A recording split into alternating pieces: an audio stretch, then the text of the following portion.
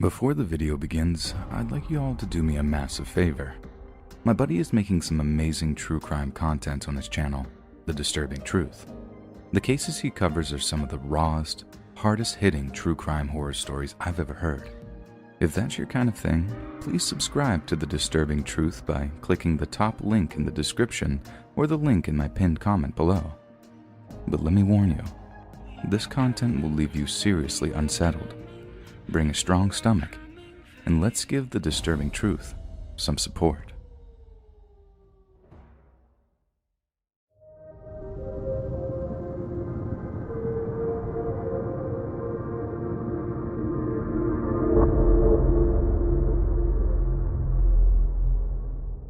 I was a fresh-faced graduate from high school. The summer before I left for UT, I took a construction job. I had a full scholarship for my first 2 years, but having a full wallet would help pay for the small things. Most of the other guys were friendly and entertaining.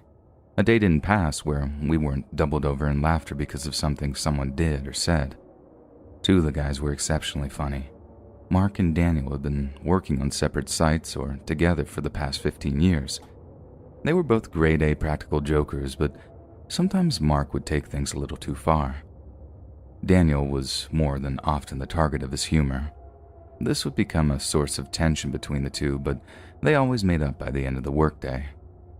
As you may expect, eventually Mark's joking would go too far for Daniel to overlook. That day just happened to be on my final week on the job. For some time, everyone on the site had noticed Daniel wasn't himself. He spent long periods of time somewhere talking on his phone. When he wasn't gone, he seemed constantly agitated. His usual happy-go-lucky manner had disappeared. We'd all tried our best to make him laugh, but nothing had worked. Not even Mark could do it. As time went on, we all began to believe his troubles were about his girlfriend. When Mark heard about this, he couldn't stop himself from poking at this sore spot. On this day, Daniel had gone on the phone, and when he came back, Mark started joking around. "What's wrong, Danny boy? Are you having troubles at home? Is your old lady getting the bone from the mailman?" The verbal jabs only served to annoy Daniel even further. He said nothing. Instead, he just stared at Mark like he was going to burn through him with his eyes. Mark wasn't going to let his bad mood get in the way of getting a laugh. After lunch and throughout the rest of the day, Mark continued on with his jokes. Daniel, a guy who usually said something when he was fed up, held his tongue the whole day.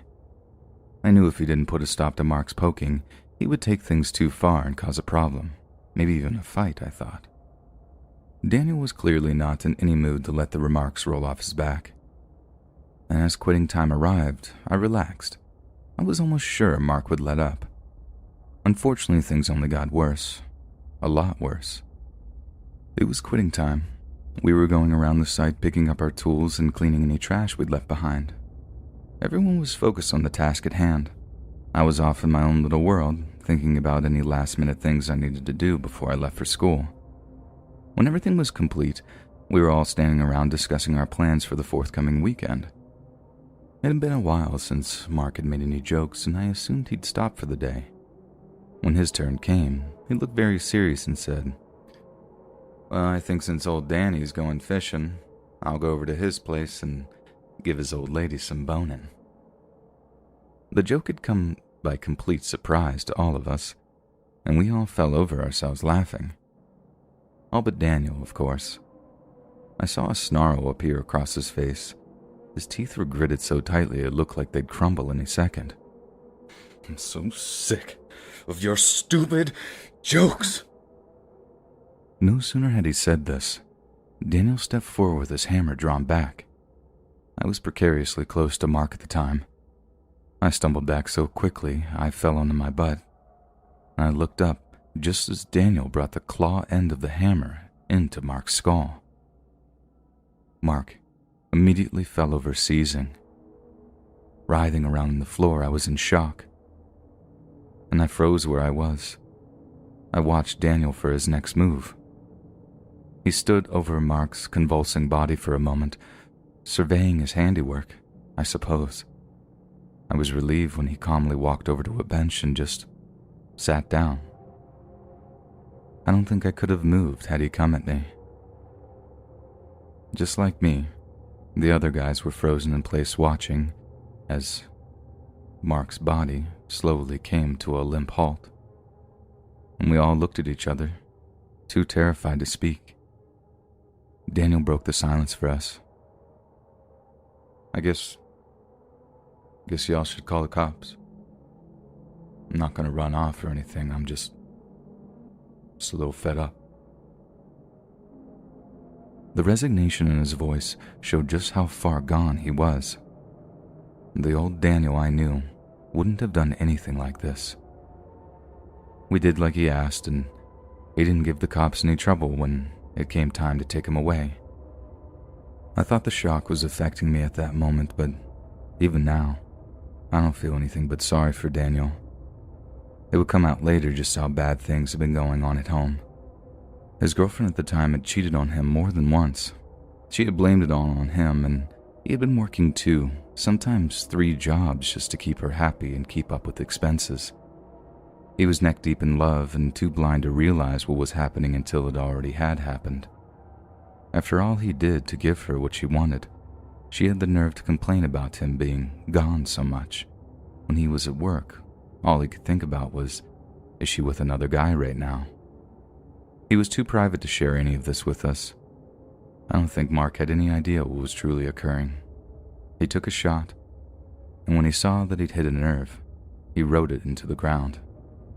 And he did that a lot, and I suppose this turned out to be one too many. I'm sometimes still in shock when I sit back and think about how quickly his life left his body, even in those last few convulsing moments.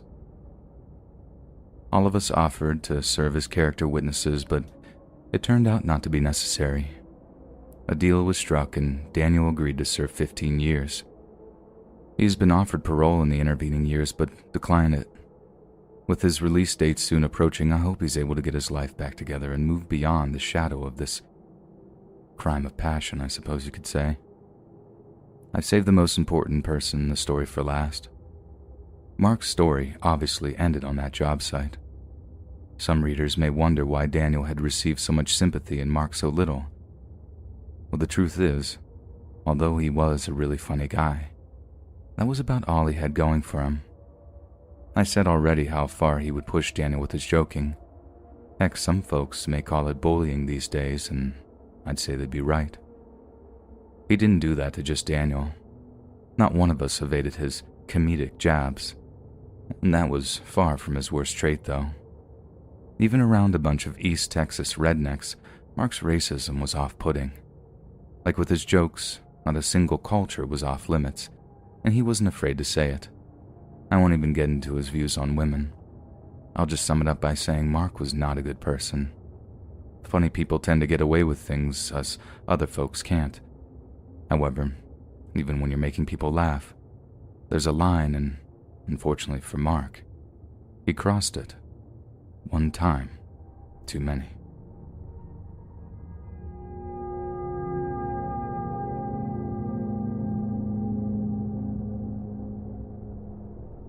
I probably don't have to tell you that kids aren't always the kindest of people. When you're growing up, you are learning wrong and right in real time. Kids often do and say things grown-ups would scoff at. Some things you could call cruel, and none of us reached adulthood without being guilty of these misdemeanors either. Not even me. Some may reach the end of the story and find me guilty of being one of the worst, and I'm willing to suffer that fate. I may even agree with you.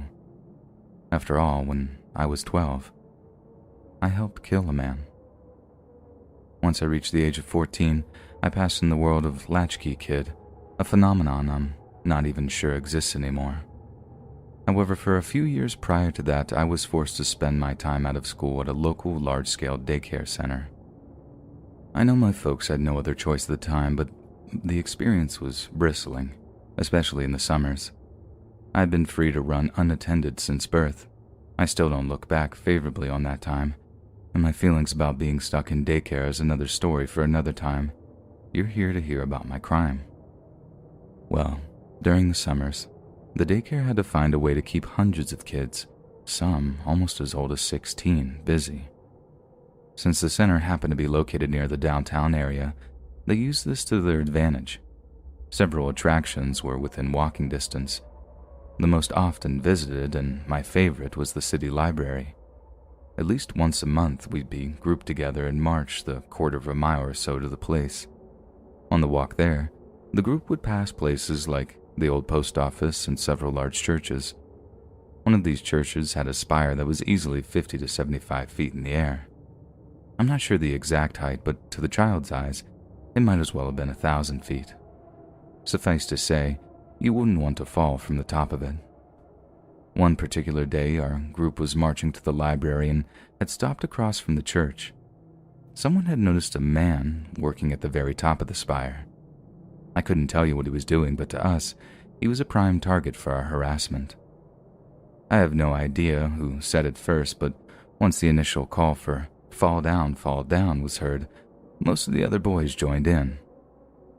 It's not a thing I say with any pride, but it's what happened. The ghoulish chant went on for another few seconds until our monitor told us to shut up. Unfortunately, her demands came too late. No more had the yells ceased than a snapping was heard. The snapping was quickly followed by the horrible sight of the following man. Everyone had seen it happen. Fortunately, his body landed on the opposite side of the building and our young eyes were prevented from seeing his ultimate demise. As you can guess, the incident caused quite a stir. Several of the girls began screaming and crying. I was in total shock for my part. The lady did all she could do and rushed us back to the daycare. I don't recall much discussion upon our return. The girls were comforted, and us boys, we may have mumbled a bit about it to our friends, but no one seemed to want to relive it. These days, I'm sure droves of psychologists and counselors would have been called in to make us talk about it incessantly. This was the 80s, though. People dealt with trauma in much different ways. Whether you agree or not, that was the way things were. Around the center, the incident was quickly forgotten. Although a kid would bring it up from time to time, most of us, especially those who witnessed it, just wanted to forget. I still have no idea if my parents were notified about it. The last thing I wanted to do was bring it up to them. I like to act as if terrible things never happened, and it's worked for me so far, and let's hope it continues to. The poor man who died that day, I have no idea what unfolded afterwards. I assumed that he was some sort of construction worker looking back, seeing that he was sort of on some type of scaffolding at the time and was probably just doing some basic maintenance. The adults shielded us from any severe details beyond that, and I can't say I blame them. I tried to find as much information in the intervening years, but didn't find much. It's probably for the best. I'm sure his loved ones don't want to remember him by his manner of death. This may be the first time I've actually mentioned it to anybody who wasn't there that day, and I'm sure you're wondering the same thing I am. Did our yelling actually cause that poor man's death? That question will never be answered. I remember the sound of a snapping rope, but that may be a coping mechanism. It's probably our jeering that caused him to become distracted and led to his horrible fall. A mistake on sight. I like to think that he never even heard us, and circumstances were what they were. Does that remove that last bit of nagging doubt from my mind? I'll let you figure that last one out for yourself.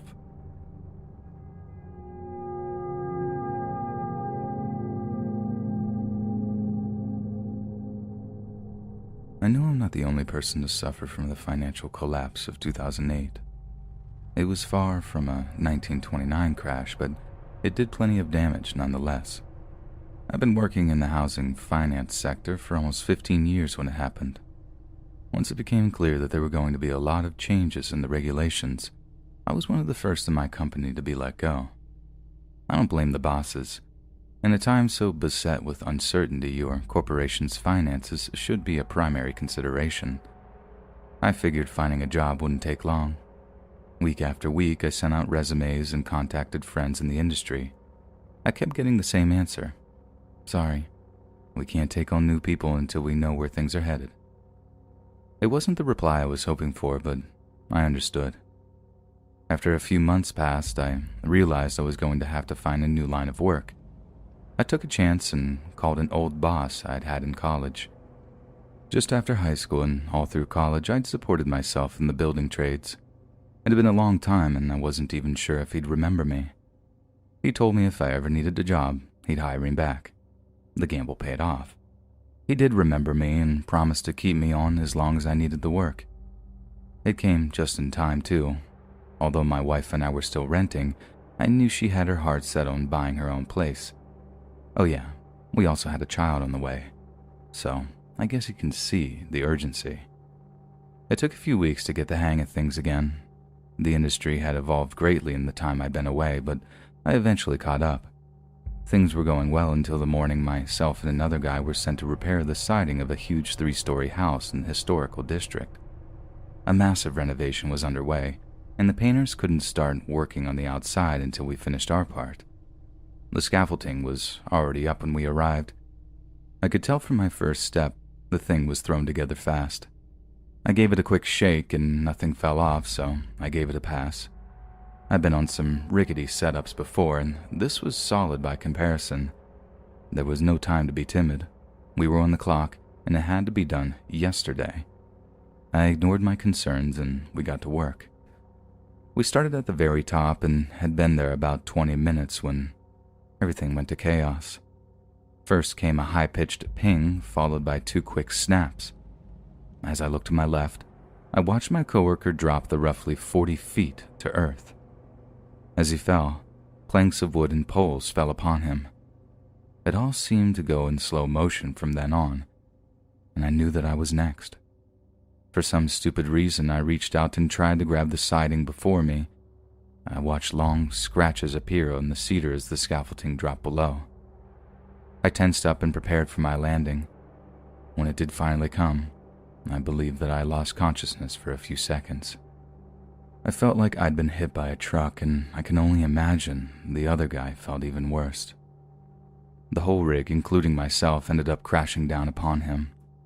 We'd been taken away in separate ambulances, and understandably, I was focused on my own condition. My back turned out to be the worst of my injuries. I'll be brief and just say it had been broken in several places, and very badly.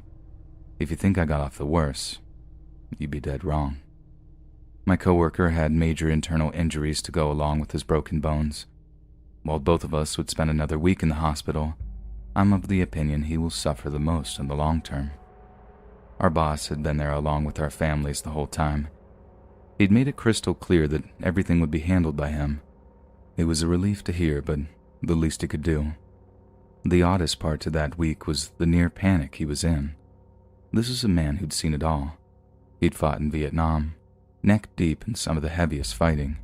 Nothing would ever shake him. Once he watched a guy shoot himself in the hand with a pneumatic nail gun and didn't even blink. Almost every time I saw him that week, he came across more shaken than even my wife. And believe me, my wife was a blubbering mess. I assumed he was overly upset because he'd known me for so long. Only later did the whole truth come out. I just happened to be speaking with my injured coworker, and he revealed a very important detail. The topic of suing our boss came up.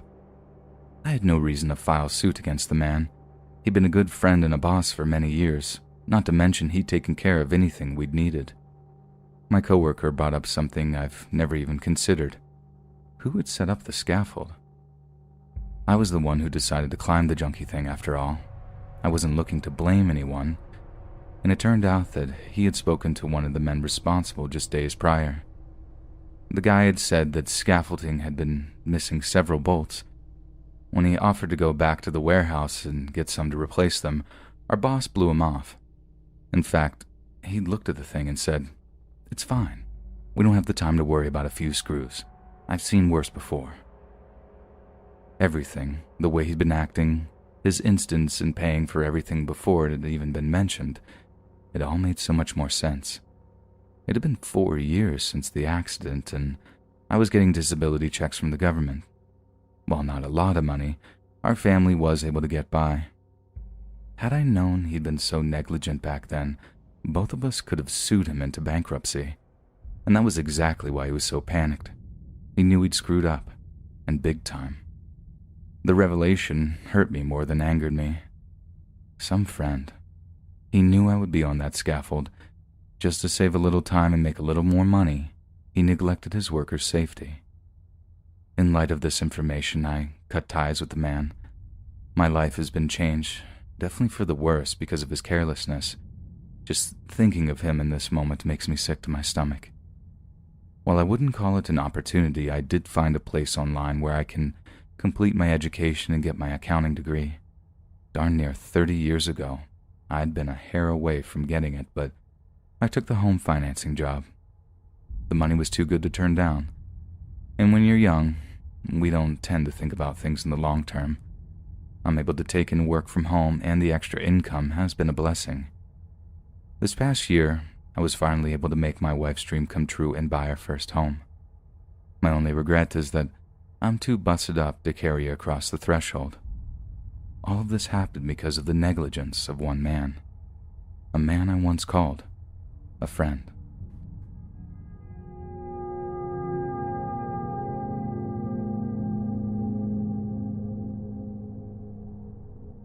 I'll open up with a small bit of backstory.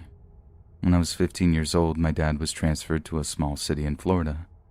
It boasted a grand total of 15,000 citizens, and I'll bet not a one had ever left the place. While I have grown to see the beauty of the area, a small place like that for a teenager was like waking up in a bad dream. Even before my first semester of college had begun, I was packing everything I could fit into my car and heading back across the country. It didn't take long for my old man to befriend one of our neighbors. He and Neil had both been ham radio operators when they were younger, and this new friendship had rekindled a love for the hobby in both of them. Until Neil's recent passing, the two spent most of their free time talking to one another across the airwaves. The subject of amateur radio brings us to the point of the story. At some point in the early 90s, Neil was having trouble with his coax. It's the cable that connects the outdoor antenna to your radio. Without it, you're not reaching very far. Other than a very short length outside, most of it was running through the attic down into his office. He crawled inch by inch through the attic until he discovered his problem. It appeared that a small animal had been gnawing on the cable, and Neil was livid. This variety of cable wasn't cheap. In order to prevent any future problems, he meticulously tracked down any small hole or crack in the facade of his house and sealed them up tight. As he hoped, no further problems were had. He and my dad continued sharing their interest for the hobby until Neil's death in 2016. Upon his passing, Neil's home had been left to his son. He decided to put it up on the market, and before he could, a few repairs had to be done. He found a couple of companies able to do the work and agreed on a price. He set them to their job and waited. Within a few days, he'd received a call from one of these contractors with a shocking story. While undertaking the demolition of the deck, they had discovered a square piece of wood nailed to the house. Their curiosity took over, and they pried it from the facade. The board had been covering an opening to the crawl space that led under the old house. These are common on older houses without basements. When they flashed their lights under the house, they were horrified to discover the mummified body of a human. Of course, they'd called the cops right away, and naturally the authorities had some questions for him. He was just as baffled as they were. The corpse had to have been there for many years, which meant the only person who may have known the truth was dead too. An in-depth investigation was launched, and after one more discussion with Neil's son, a final theory was formed. This theory would mean the unfortunate victim suffered a prolonged and miserable death not many could even imagine in their darkest of nightmares. During a second discussion, one of the detectives asked Neil's son to think back on that time, to recall any strange event, no matter how insignificant. Although difficult at first, something was triggered in his mind, a small but important piece of the puzzle. It was mere days after Neil had underwent his exhaustive shoring up of his home. He and his then teenage son had left for a long-awaited skiing trip in Colorado. A week later, they returned home to a foul smell seeping in from their screened porch. Neil had attributed it to a dead squirrel or rat, perhaps trapped there after the shoring up. When he asked what he planned to do about the stench, Neil said, "Nothing. I'm not crawling back under there. It'll fade away eventually, and we don't use that rickety old porch anyways. Forget about it." And they did just that. Neither man would ever open the door again, and the smell would fade away just as Neil had predicted. This last little fact was all the detectives needed. From what they could tell, the victim had been living in the crawl space for some time. Once Neil had sealed his exit shut, his unknown tenant was doomed. With no one around to hear his pleas for help, he quickly succumbed to dehydration, a truly horrible way to die for any man.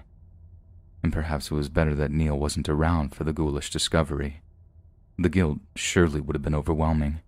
Despite the large amount of press surrounding the death, Neil's son was eventually able to sell the house and disappear quickly back into anonymity.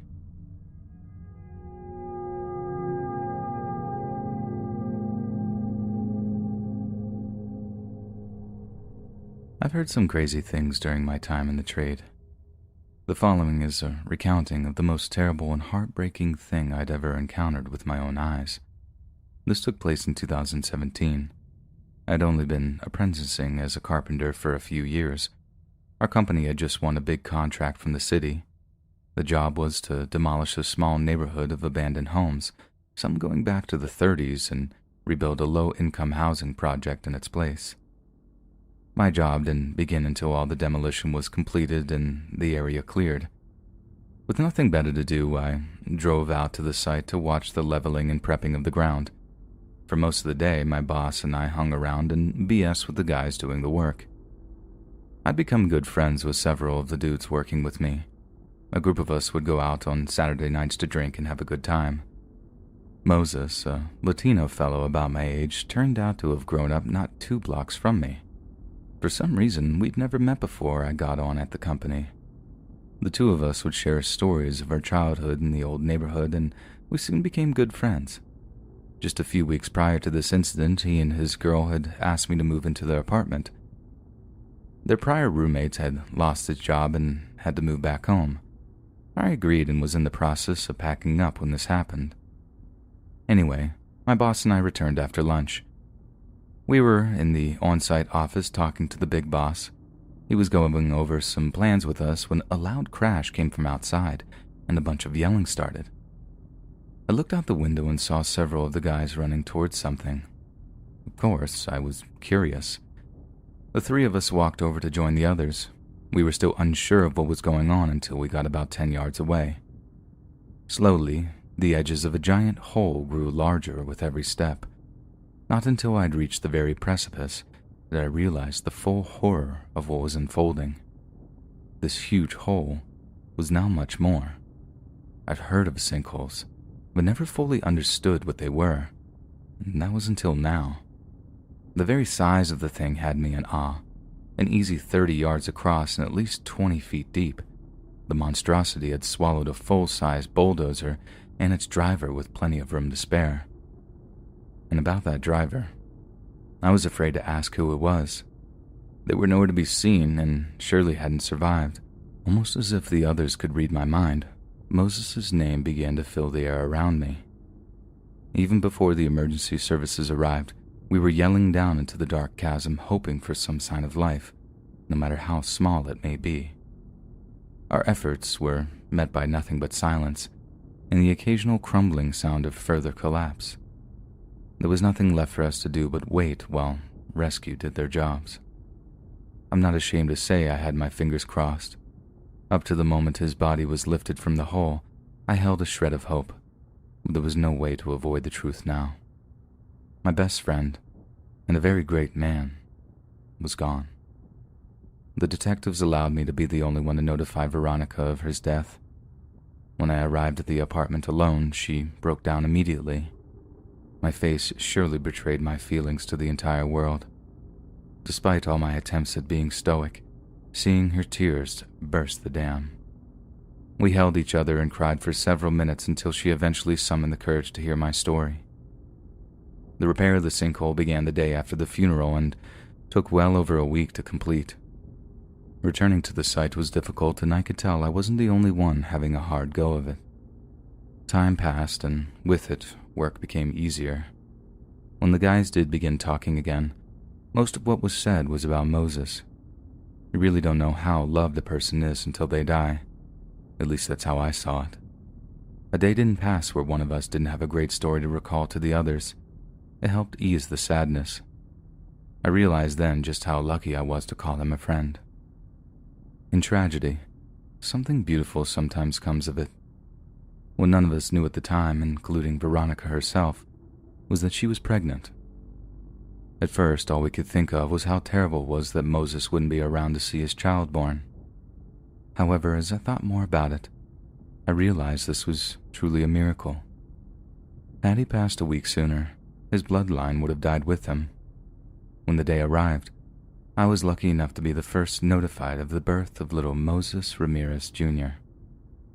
My greatest hope now is to live long enough to see him grow into adulthood. If he becomes half the man his father was, the world will be better for having him. He has some pretty big shoes to fill, and something tells me he'll do just fine. Thank you for sharing my story, and remember to hold your loved ones close. Life is far too short.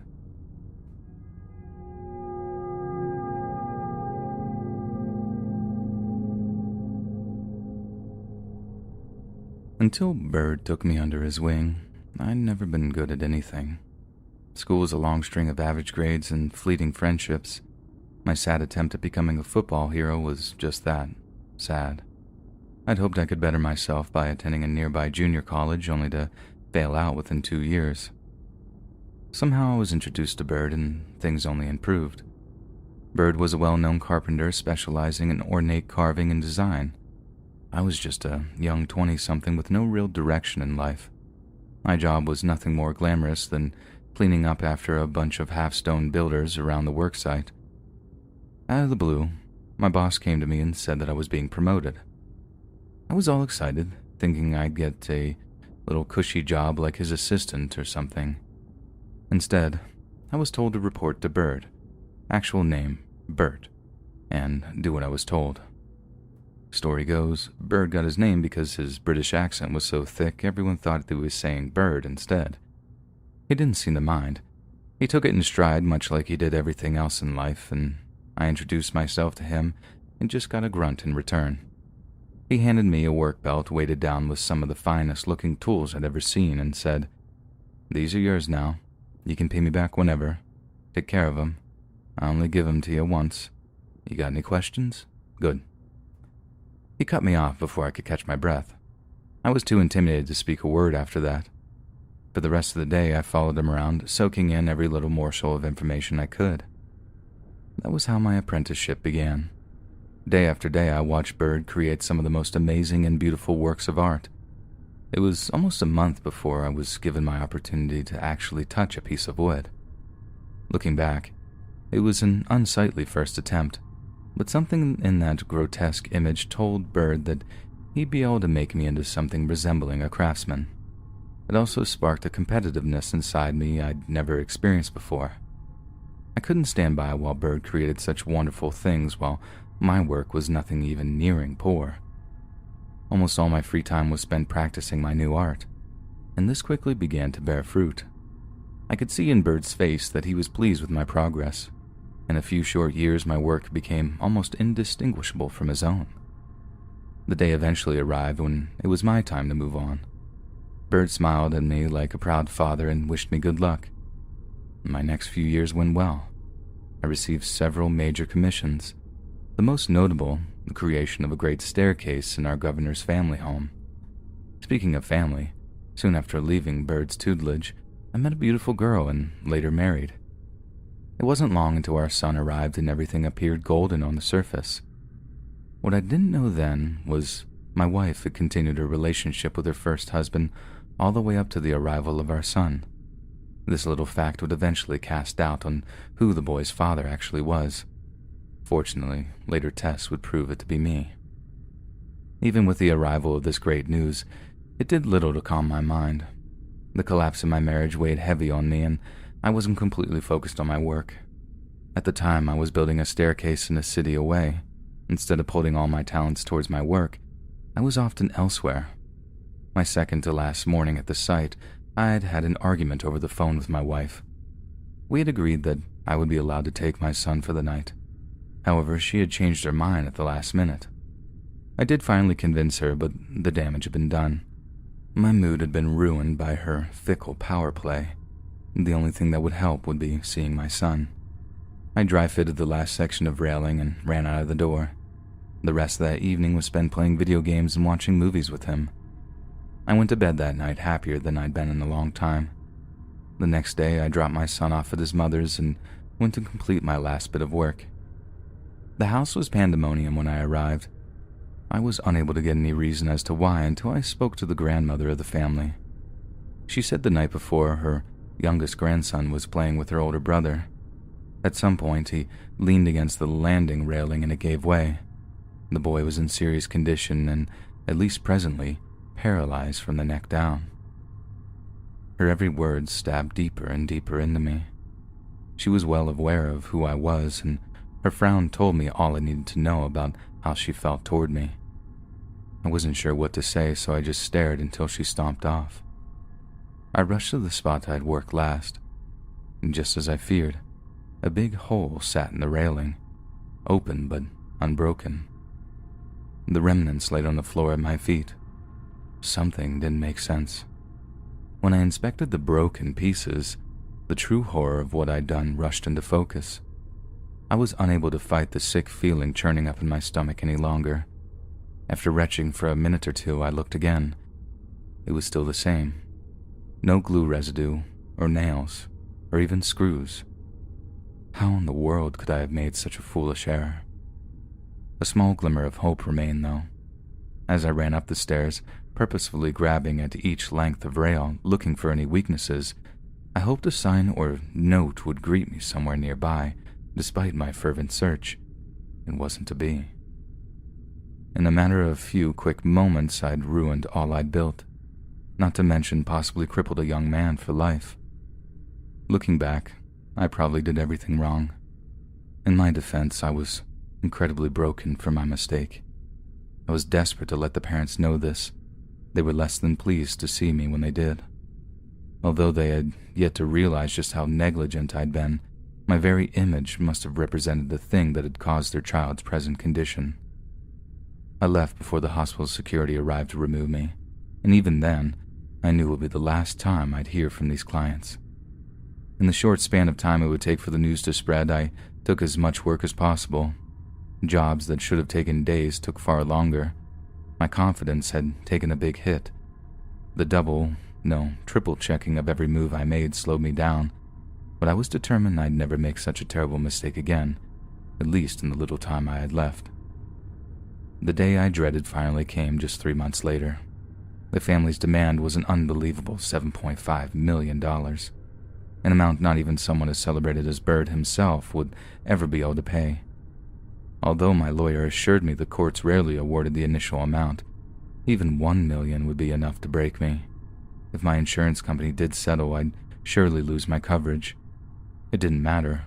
Work had dried up just as I'd feared it would, from word of mouth. And then the years passed.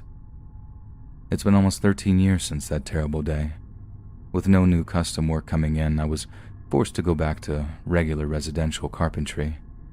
The drop in pay was hard to deal with at first, but I got by.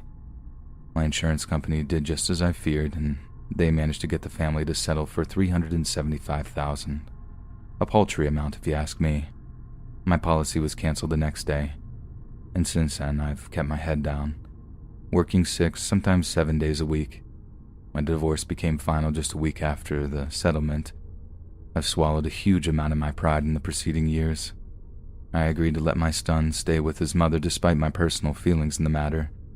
Maybe the differential behavior has been some form of unconscious penance for what I did, or didn't do, rather.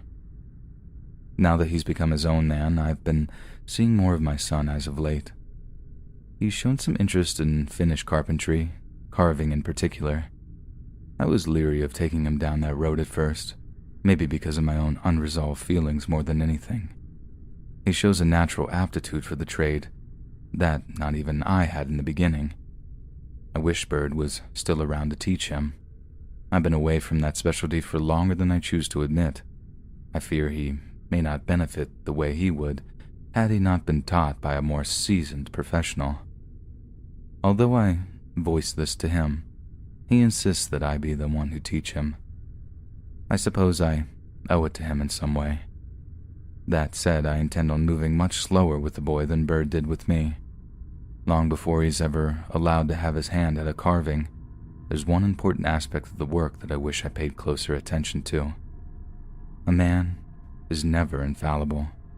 No matter his talents, he is open to lapses of thought. Focus and detail are the most important skills a finished carpenter must have. In a trade where your clients may use your work thousands of times in a lifetime, it is even more important to remember this. I put myself first before my client, and because of this, not one, but 2 young men were robbed of a promising future.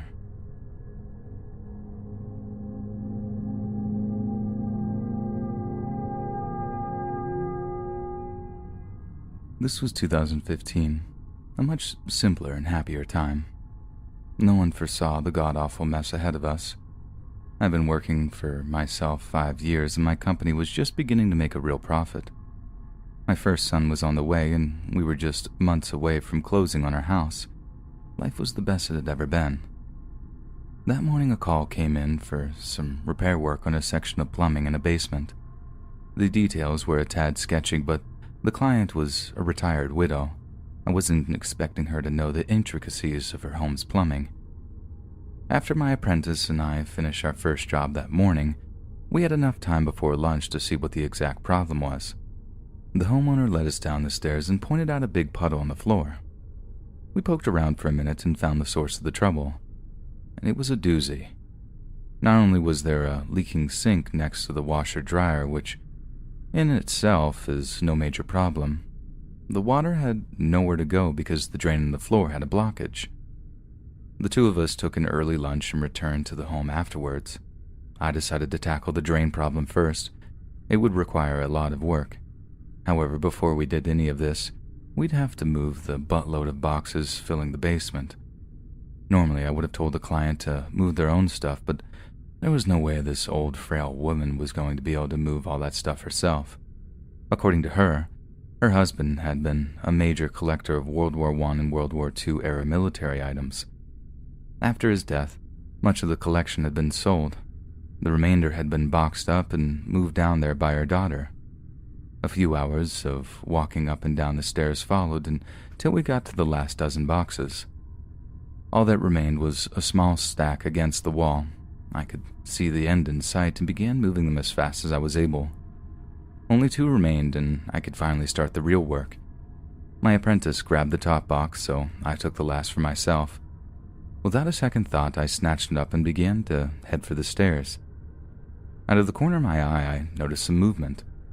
When I looked back, I got the shock of my life.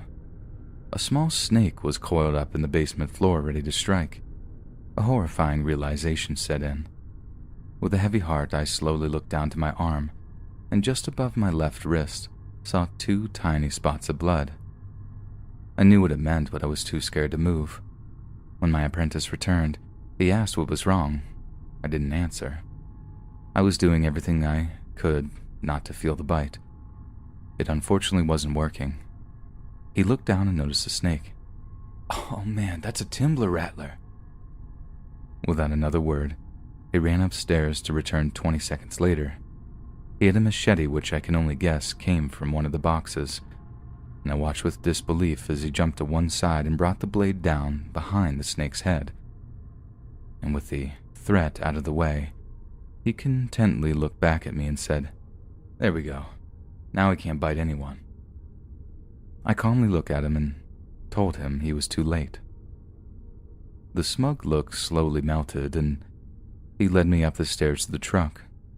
I was still in so much shock, I followed him obediently like a well-trained dog. During the course of the drive, he kept telling me to be calm, but I think he was more terrified than I was. We were fortunate enough to know the species of the snake, and this allowed the hospital to be able to start the anti-venom process right away. By now, my arm was swelling and the pain was considerable. You can probably guess I survived the bite. However, in some ways, I wish I hadn't. After several days and just as many shots, I received a bill of $115,000. Even after the insurance paid their part, I was neck deep in debt. When I was able to return to work, every cent we made went to the hospital. As a result, the company and our family's financial state had been teetering on the edge of bankruptcy ever since. I'm only thankful we managed to get out of the deal with the house. We would have been in foreclosure before the year was out. The company has been downsized to just the three of us. My wife handles the calls and appointments while myself and Chris, my loyal apprentice, do all we can to keep the ship afloat. Being deemed a necessary business, we've been allowed to continue working while so many have not. I feel terrible for those who haven't. At least half of them will never return once this mess is all ended. If it ever ends, really. Even after all our hard work, we may join them in their fate. If you're religious, put in a good word for us. You may see it as a paltry act in view of how serious our situation is, but as I have discovered, the smallest of acts in the overall flow of things can make the biggest difference. Hey friends, thanks for listening. Click that notification bell to be alerted of all future narrations. I release new videos every Monday, Wednesday, and Friday at 7 p.m. Eastern Time.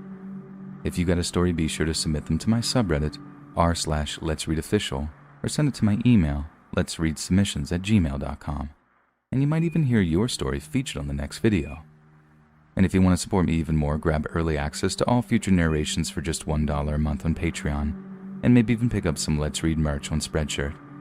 And check out the Let's Read podcast, where you can hear all these stories in long compilation form and save huge on data, located anywhere you listen to podcasts. Links down in the description. Thanks so much, friends, and I'll see you again soon.